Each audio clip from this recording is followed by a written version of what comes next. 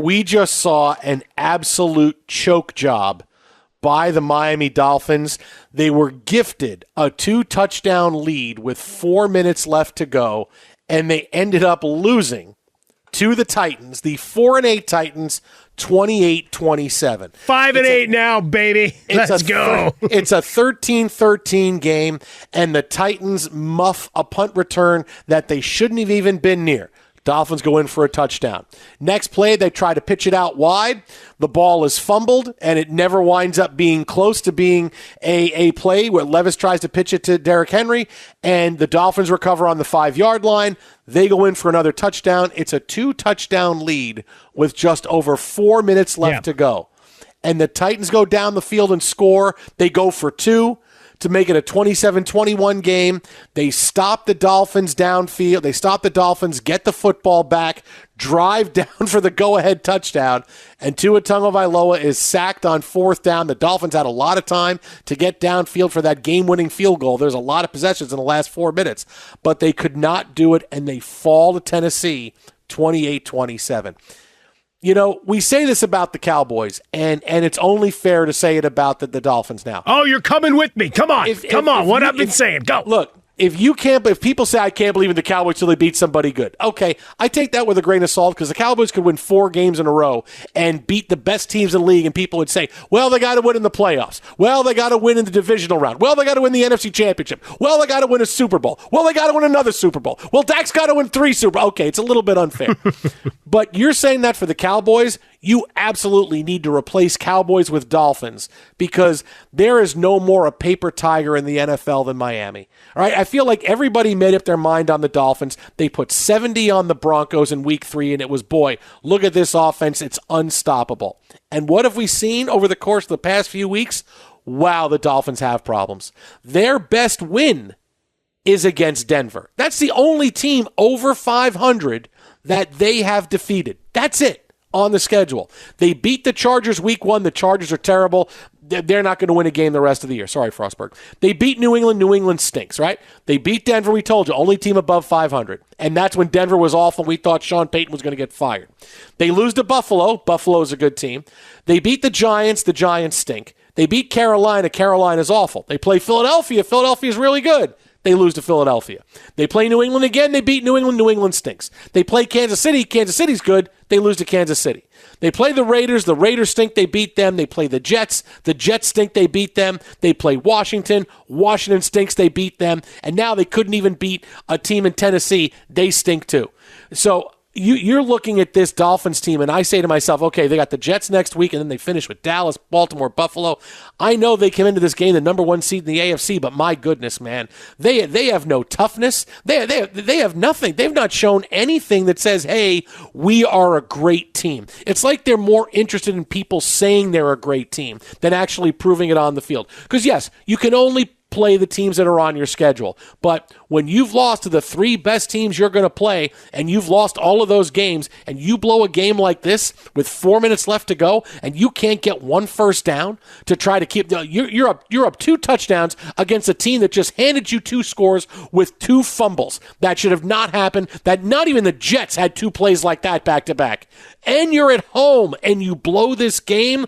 Wow, man, you talk about paper tigers and not being able to believe in a team. I cannot believe. I am crossing the Dolphins off my list for this year, man, because they're not tough enough. They're not good enough. And this is a game where if I'm a Dolphins fan, I don't go to sleep tonight. This game keeps me up until 4 or 5 in the morning.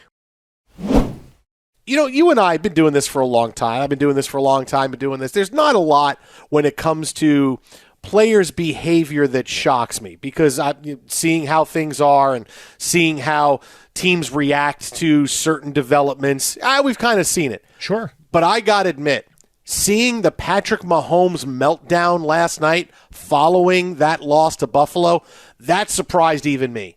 And not only that, it was embarrassing for Mahomes. All right, not just during the game, after the game, but we're going to play what he said to Josh Allen coming off the field following the game. It's absolutely embarrassing for Mahomes. Now, the play we've all seen.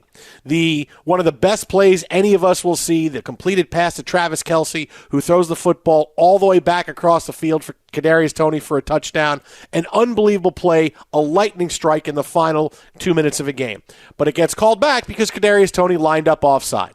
And you can see on the replay, he lined up offside.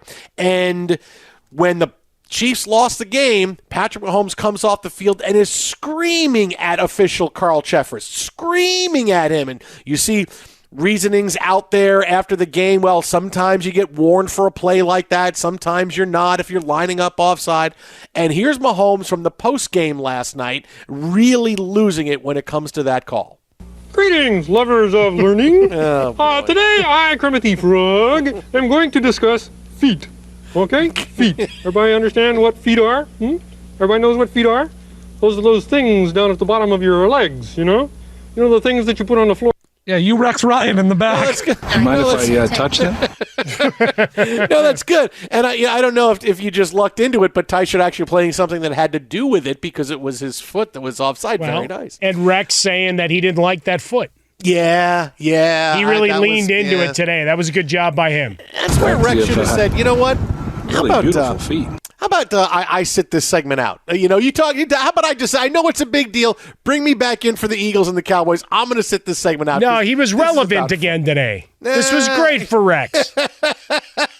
Here's Mahomes upset about the call that took away what could have been the game-winning touchdown. Anyhow, we have a pair of bona fide feet here to demonstrate and to take a closer look at feet. Would you stand on the feet, please?